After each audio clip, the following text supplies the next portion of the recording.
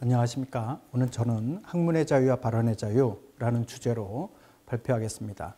우리 다른 선생님들은 주로 이제 대학의 과거, 현재 이런 부분들 많이 다루시는데요. 제가 오늘 다룰 문제는 요즘 최근에 이제 논쟁의 어떤 한가운데 있는 그런 문제이기도 하고, 사실은 우리 대학이 선제적으로 미래를 대비하면서 고민해야 할 그런 어떤 내용이 있다. 이런 점을 중심으로 말씀드리겠습니다. 먼저 간단한 사례인데요. 보시면 알겠지만 우리가 대학을 상아탑이라고 합니다.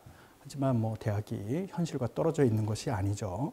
여기는 지금 떨어져 있는 정도가 아니라 대학 자체가 어떤 사회적 갈등을 만들어내는 그런 어떤 플랫폼으로 기능하는 경우입니다. 몇 년 전이죠.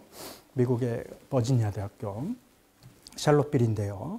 거기에 이제 극우 연사가 초대되어서 강연을 하도록 돼 있었고, 그 이제 강연을 둘러싸고 미국에서 또 이제 수많은 보수적인 그런 사람들이, 극우적인 인종주의자들이죠. 사실은 백인 우월자들이 이 대학에 모여서 한밤중에 횃불 시위를 하는 장면입니다.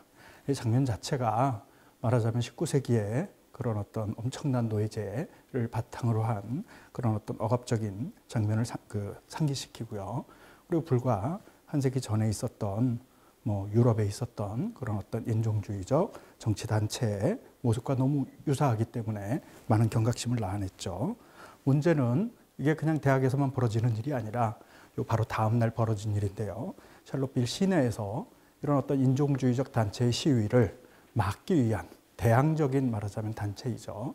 역시 학생들과 주요 인권운동 단체 구성원으로 이루어진 반대하는 대항 집단의 시위가 있었고, 불행하게도 둘 간에 충돌이 있었고, 수많은 어떤 다툼이 있는 가운데 어떤 약간 정신줄 놓은 사람이 차량으로 이제 시위대를 인종주의자 시위대를 차량으로 밀어서 사망자와 수많은 부상자를 만들어낸 그런 어떤 사태입니다.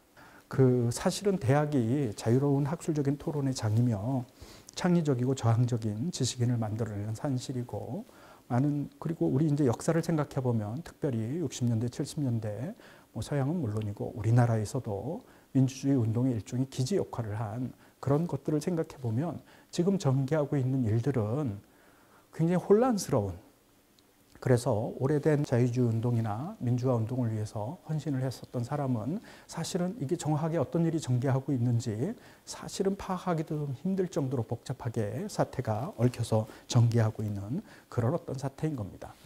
간단하게 덧붙이자면 대학이라고 해서 항상 자유롭고 그런 어떤 합리적인 학술적 토론이 이루어지는 것은 물론 아니죠. 그런 어떤 합리적 토론이라는 것은 언제나 또 다른 종류의 권위, 억압을 동반합니다. 하지만은 대학 자체에 그런 어떤 규칙이 있잖아요. 그렇죠? 근데 그런 것과 다른 일들이 지금까지 제가 든 사례에서는 나타났기 때문에 드리는 말씀입니다. 대학에는 창의적인 지식인의 산실이지만 그것은 곧 저항적이고 때로는 반항적이고 때로는 굉장히 체제에 위협이 되는 그러한 어떤 사람들을 낳기도 하죠. 낳는 정도가 아니라 그런 사람들을 대학의 특정 운동단체가 학생운동단체일 수도 있고 초청 강연을 한다는 명목으로 새로운 어떤 정치투쟁의 장을 만드는 거, 이런 게 이제 문제라는 겁니다.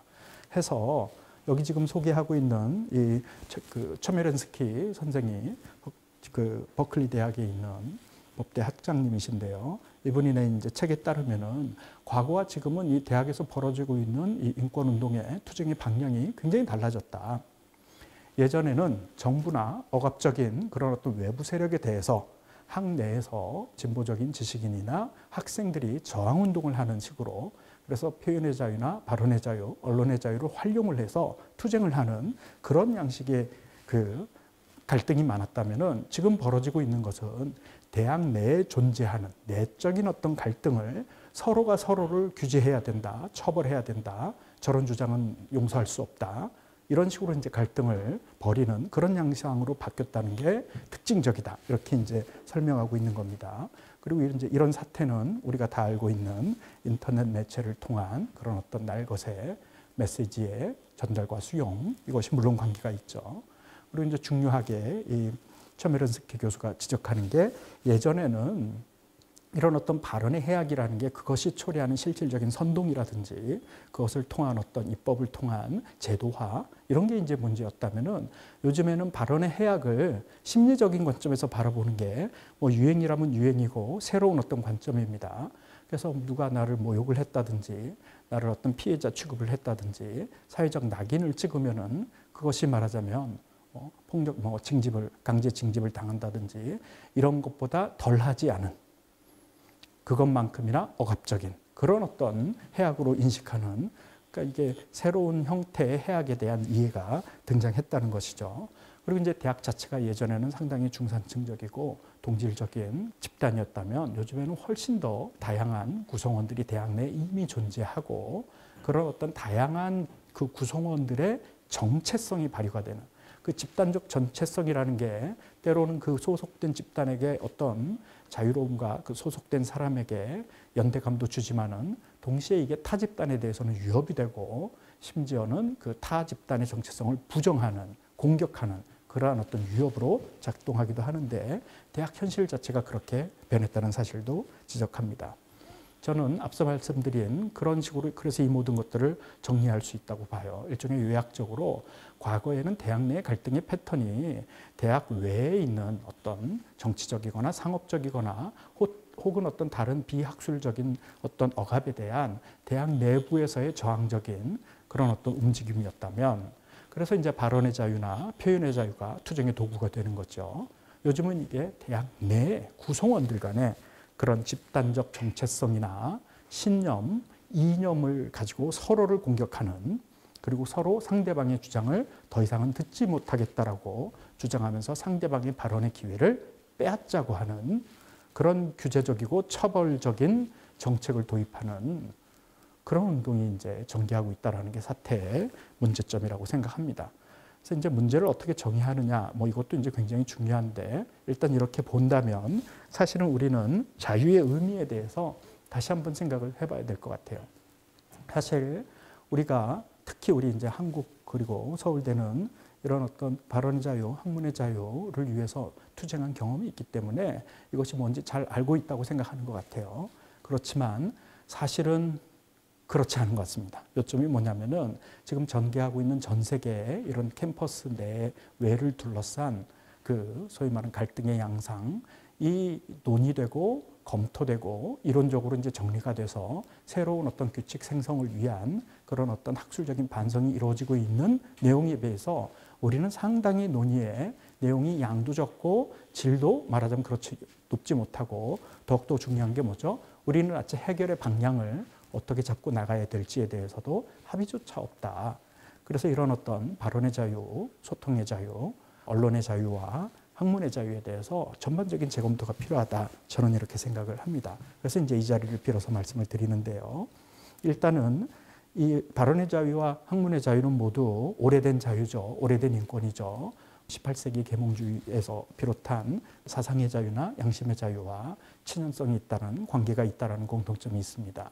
그래서 사실은 이렇게 묶어서 생각하면 쉬워요. 하지만 또한 엄청난 차이가 있죠.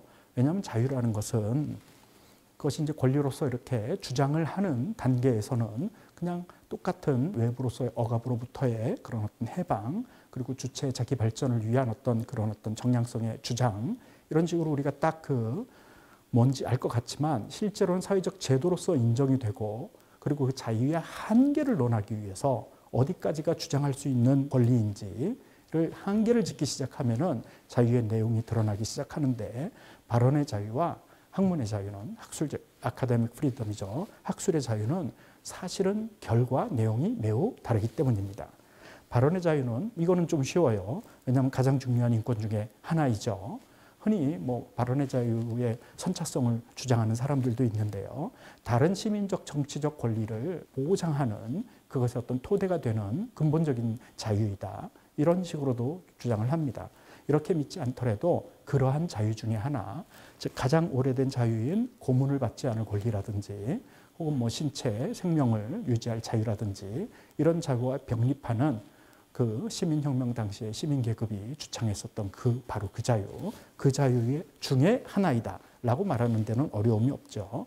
그래서 그런 어떤 시민적 정치적 권리에 가깝다면은 학문의 자유는 아마 앞서서 다른 선생님들도 많이 말씀을 하셨을 텐데 사실은 이거는 대학의 오래된 대학 제도에 기반을 한 그런 어떤 전문성의 그 제도와 덕분에 만들어진 일종의 특권으로부터 출발했을 가능성이 높습니다. 그렇게 알려져 있죠. 그래서 옥스퍼드라든지 파리라든지 볼로냐에 있었던 그런 어떤 그쵸? 학술 행위를 담당하는 집단의 전문성에 기반한 어떤 특권적인 권리가 이제 나중에 사상의 자유나 양심의 자유와 결합이 되면서 특히 이제 최근에 어떤 상업적인 그런 어떤 외부적인 압력이나 근데 펀딩의 압력이라든지 보고서를 말하자면 그 제출할 때 요구하는 그런 사항들 그 정부의 그런 어떤 특정 입장을 지지하는 보고서의 제출에 대한 요구 이런 것에 대한 이제 저항으로 나아가면서 이게 학술적인 자유라는 이름으로 만들어졌지 애초에는 대학의 독자적인 그 권할권 우리 대학 내에서 일어나는 일은 여기서 해결을 한다라는 그런 어떤 특수 집단의 권리에서 유래됐을 가능성이 높습니다. 거기서 유래됐다고 합니다. 그래서 문제는 이 두 개가 사실은 굉장히 가까운 것 같지만 서로 차별적이고 그래서 이 두 자유를 연결을 했을 때 교집합이 있고 합집합이 있는데 우리가 이 자유를 논의를 할 때 합집합으로 크게 자유를 보장하는 방향으로 전망을 삼아야 할지 아니면 그 반대로 삼아야 할지 최근에 전개하고 있는 대학 내 발언의 자유를 규제하고 증오를 퍼뜨리는 일은 나쁜 일이니까 혹은 어떤 대학의 어떤 발언의 규칙을 도입을 해서 함부로 아무나 소통할 수 없도록 해야 된다. 왜? 그래야지 질서 있는 합리적인 토론이 가능하니까 라는 식으로 주장하는 분들이 주장하는 것은 뭔가 학문의 자유라든지 이런 시민의 정치적 권리를 좁게 해석하려는 방향일 수도 있을 것 같아요. 그래서 이런 어떤 두 개의 자유의 관련에 대해서도 성찰이 필요하다. 대학 내 발언의 자유 중에서 학술적 발언을 먼저 정확하게 이해하는 게 필요합니다. 왜냐하면 이것은 사실은 대학 내에서 이루어지는 많은 종류의 어떤 제약, 그 통제의 근원이 되고 그리고 우리가 이미 하고 있는 일인데 이게 일원화가 안 돼서 이미 하고 있는 일임에도 불구하고 이게 바로 우리의 자유의 한계를 설정하는 일이고 그래서 우리의 학문의 자유라는 것에 경계를 만들어낸다는 점을 모르고 있기 때문입니다. 그중에 대표적인 게 이런 것이죠. 즉 대학 내 학술적 발언의 자유의 한계 중에 하나가 이거죠. 분과 내의 주제 영역에 제한이 있습니다. 예를 들어서 생물학과에서 새로 신임 교수를 뽑는데 예컨대 사회학자를 뽑을 수는 그 사회학자가 지원하고 내 지원서를 말하자면 읽어달라. 그 다음에 발표할 수 있는 기회를 달라. 혹은 내가 왜 떨어졌느냐. 적합하지 않아서. 이런 식으로 주장하는 모든 것들은 학술의 자유하고 관계가 없다고요. 그렇죠?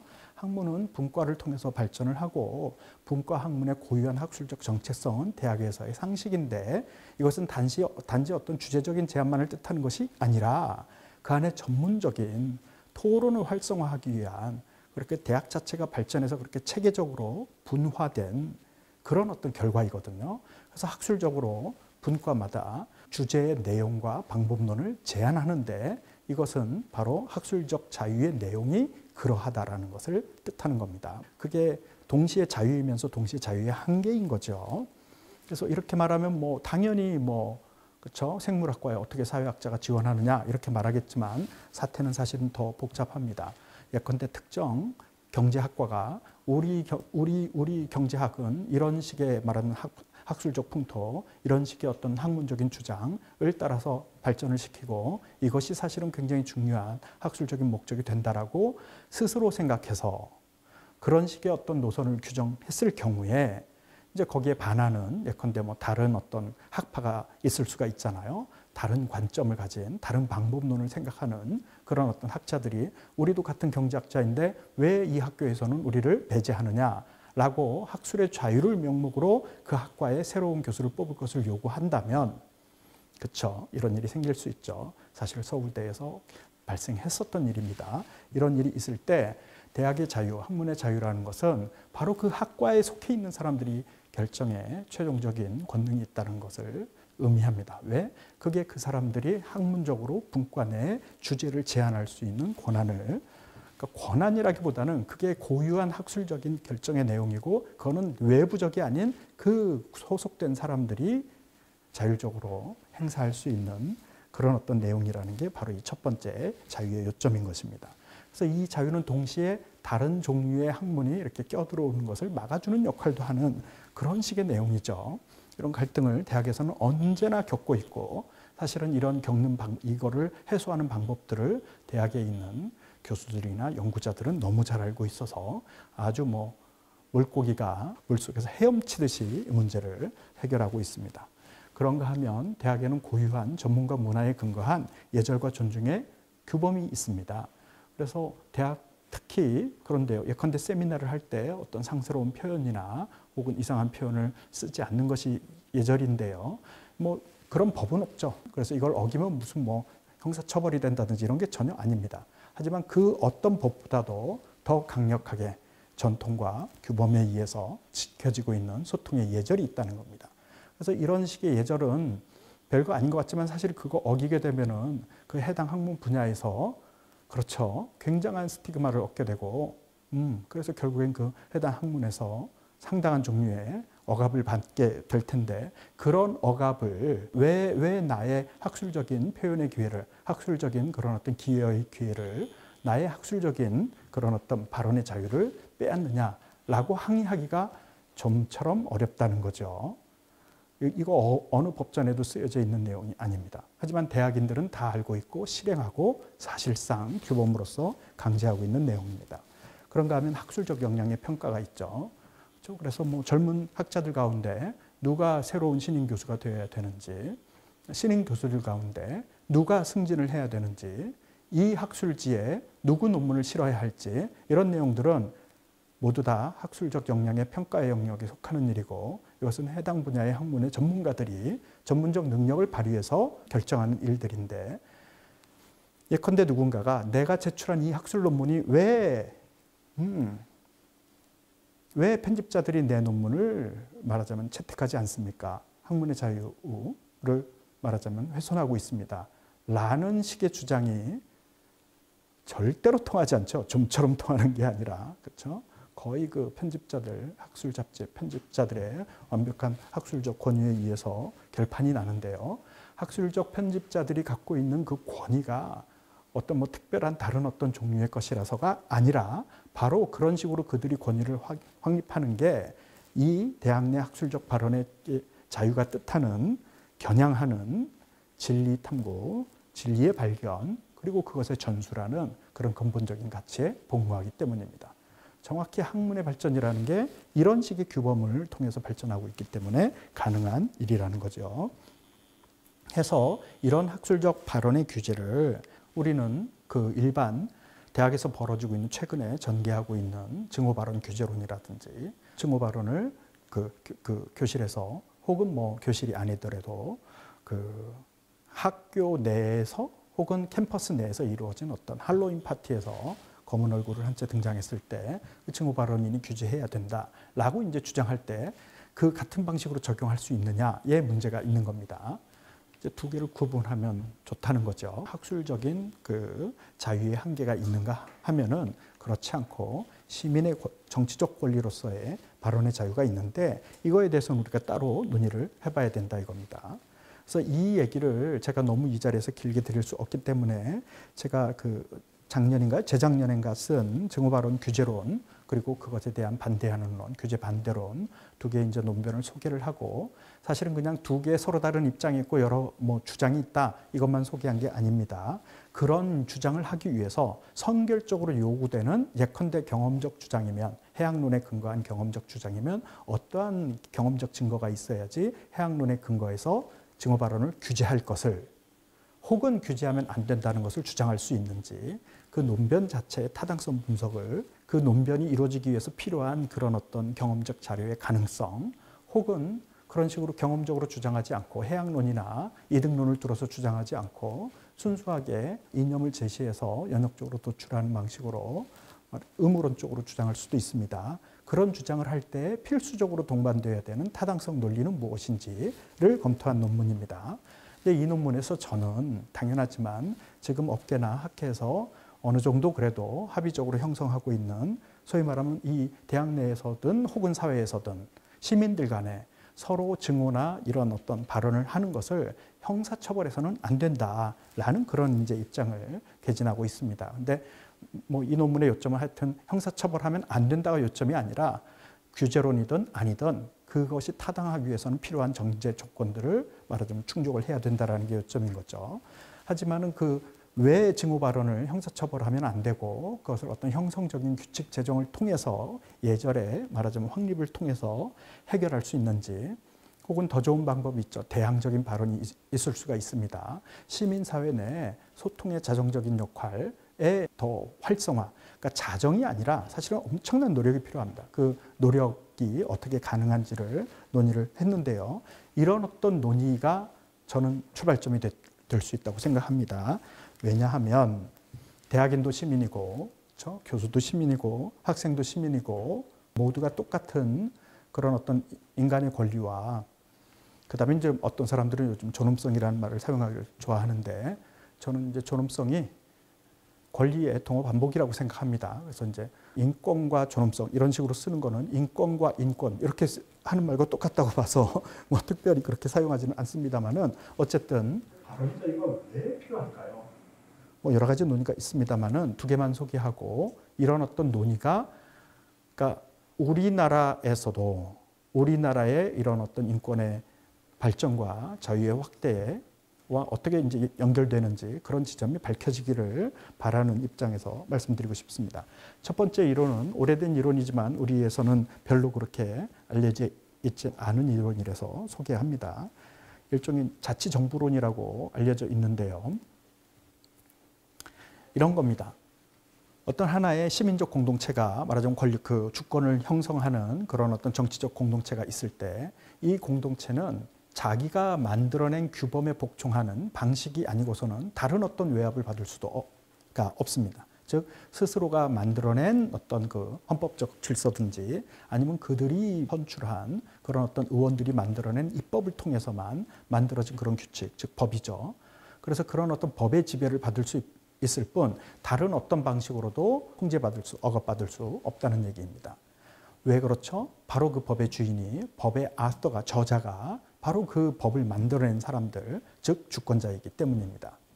그런데 그 법을 만드는 과정에 이러이러한 말은 하면 되고 저러저러한 말은 하면 안 된다라는, 특별히 그게 정치적 가치와 이념에 근거해서 이러이러한 이념이나 가치는 얼마든지 말할 수 있지만 저러저러한 이념이나 가치는 정치적 주장은 할 수 없다라는 조건에서 수행을 한 토론이라면, 그런 토론에 근거한 여론이 입법의 배경이 되면은 누구도 그 법을 따르지 않을 것이라는 겁니다. 즉 자유로운 토론의 공론장을 매개로 해서 만들어진 의견, 그리고 그 의견을 기초로 해서 형성된 법만이 시민이 스스로 내가 그거는 참여한 토론에서 만들어낸 법이기 때문에 내가 따라야 될 것 같은, 그걸 뭐라고 그러죠? 법의 타당성이라고 그러죠. 이 법을 내가 따르지 않으면 안 되겠다라는 그런 어떤 내적인 압박감을 느끼게 된다는 것입니다.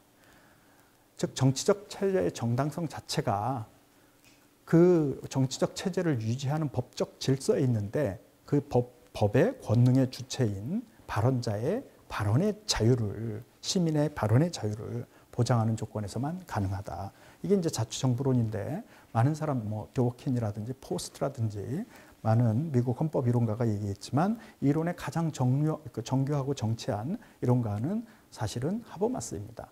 하버마스가 사실성과 타당성에서 이 이론을 정교하게 제시를 했죠. 그래서 이 이론을 소개합니다. 이 이론은 우리나라의 그 많은 사람들이 별로 잘 인용을 안 하고, 인용을 안 할 뿐만이 아니라 인용을 안 해서 그렇겠죠. 이런 방식으로들 생각을 못하기 때문에 함부로 사실은 그 증오 발언을, 혐오 발언을 형사 처벌했을 때 초래하는 이런 어떤 질서 자체의 비정당성의 문제를 흔히 강구한다고 저는 생각을 합니다. 그래서 이것도 이제 중요한 이론이지만 사실은 개인의 발전에 관련된 이론도 자유주의에서는 굉장히 중요한 어떤 하나의 이념적인 갈래이죠. 한 사람이 독립적인 그런 자율적인 주체로 성장하기 위해서는, 왜냐하면 모두가 다 처음 태어날 때서부터 자율적 주체로서 태어나는 것은 아니니까 유년기를 거치고 성장기를 거쳐서 질풍노도의 어떤 그런 대의생이라고 그러죠. 대의병을 거쳐서야 돼야만 성인이 되는 것 같은데 그 과정에서 겪는 개인의 정보 환경을 외부에서 과도하게 온정주의적으로 혹은 응석바지를 키우듯이 그렇게 만들어서는 개인의 자율적인 주체성 발전에 도움이 되기보다는 해악이 된다는 이론입니다. 그래서 사실은 저는 이 이론이 뭐 J.S. 밀서부터 시작해서 많은 고전적인 사상가가 주장을 했지만은 현대적 버전으로 잘 만들어져서 명료하게 이렇게 논변의 체제가 잘 구축되지는 않았다고 봅니다. 일부 이 주장을 하시는 분들이 있는데 그 주장을 말하자면 받아들여서 발전을 시켜야 된다라는 게 시켜야 한다라는 입장에서 이렇게 소개를 하겠습니다. 대학 내에 있어서의 이런 어떤 토론을 통해서 말하자면 증오와 혐오를 조장하는 듯한 그런 어떤 발언을 통제하는 한 사례가 있는데 이걸 간단하게 소개해 보겠습니다. 이런 식으로 하면은 크게 문제가 될 게 없다는 것이죠. 만약 이 1990년대 후반이죠. 나왔었던 이 허른슈타인 선생과 머레이가 함께 쓴 이 종형분포죠. 종형분포. 이 책이 나왔다면은 지금이라면 아마 이게 인종주의적 선동에 가깝다고 비난을 받았을 게 틀림없고요. 그리고 뭐 아까 그런 어떤 새로운 인종주의자와 백인 우월주의자들의 횃불 시위 정도는 아니지만은 유사한 종류의 어떤 대학 내 정치적인 대결이 있었을 가능성이 높습니다. 이 책이 처음 나왔을 때 아닌 게 아니라 미국 사회에서도 굉장히 이게 미국 내 흑인들의 저열한 사회 경제적 지위를 정당화하는 듯한 그런 논변이 있어서 굉장히 이것은 오펜시브하다, 공격적이다 이런 식으로 주장하는 사람들이 굉장히 많았고 정치적으로 문제 삼은 사람들도 있었죠. 하버드 대학에서 연구 비줘서 이런 연구 하느냐 뭐 이런 식의 이제 주장들이 있었던 겁니다. 책의 주제가 인종과 지능에 대한 얘기고 바로 그것 때문에 그 특정한 인종은 말하면 지능이 낮아서 그래서 사회적 경제적 성취가 낮다라는 것을 실증적으로 보여준 책입니다. 이거를 인종주의적 서적으로 얘기를 하고 증오 발언, 혐오 발언에 속한다라고 주장을 하고 이 두 학자를 강단에서 내쫓고 이런 일이 벌어질 수도 있었지만 그리고 실제로 그것과 유사한 정도로 갈등이 고조가 됐지만 1990년대 당대에 실제로 벌어진 일은 그게 아니었죠. 하버드대에서 동료 중에 많은 사람들이 이 책의 논변에 대해서 검토에 나섰고 이 책이 주장하고 있는 핵심적인 측정의 타당성에 대해서 문제 제기를 했고 이 주장이 심지어 많은 방법론적인 결함에 근거해도 결과가 맞다고 해도 해석을 달리하면은 억압적이지 않은 그런 어떤 진보적인 아젠다를 만들어낼 수 있다는 것을 실제로 논쟁을 통해서 보여줬습니다. 그 결과 인종에 대해서 어떻게 보면은 굉장히 아주 혐오스러운 그런 내용을 담고 있는 이 책은 지금은 강단에서 누구도 인용하지 않죠. 인용을 하죠. 왜 이게 잘못됐고 왜 이런 식으로 연구하면 안 되는지를 보여주는 반례로서 사용이 되고 있습니다. 대학 내의 발언의 자유와 학술의 자유가 제대로 발휘가 돼서 적절하게 대처가 돼서 학술적 전통의 일부로 녹아들은, 즉 이렇게 연구하면은 왜 문제가 되는지를 역사적 교훈으로서 자취를 남기게 된 좋은 사례라고 생각합니다. 그래서 저는 대체로 심지어 백인 여자 교수가 흑인 분장을 하고 파티에 나타난 일도 학술적 그런 어떤 자유와 인권과 어떤 심리적인 타격과 존엄의 어떤 상실 등등을 둘러싼 논의를 통해서 사실은 해결될 수도 있었는데 그거를 대학 내에 규정을 도입해서 그런 식의 발언을 애초부터 금지하려고 하는 분장하는 것도 발언입니다, 여러분. 그런 어떤 분장 자체를 금지하려는 시도 자체는 글쎄요, 좋은 결과를 나올 수도 있지만 저는 다른 길이 있다는 것을 보여주고 싶어서 말씀드립니다. 그래서 대학 내 발언의 자유, 토론으로 확립할 수 있을까가 아니라 그래야 한다라는 게 이제 저의 발표의 요점이고 요약에 덧붙여서 한두 가지 관찰을 덧붙이자면 제가 이런 말씀을 드리면은 그때마다 하시는 말씀이 미국에서는 그렇게 합니까? 독일은 그렇게 안 해요? 뭐 이런 주장들. 독일은 그렇게 합니까? 불란서는 저렇게 합니다. 이런 또 주장들. 여러분, 이 자유와 인권에 관련된 문제와 관련해서 서구의 주요한 그런 어떤 규제 이론과 이념들은 물론 참조가 됩니다. 하지만 그것은 우리 현실에서 지금 전개하고 있는 억압된 그 현실과 자유를 향한 노력, 투쟁 이것과 직접적인 연관은 사실 없어요. 왜?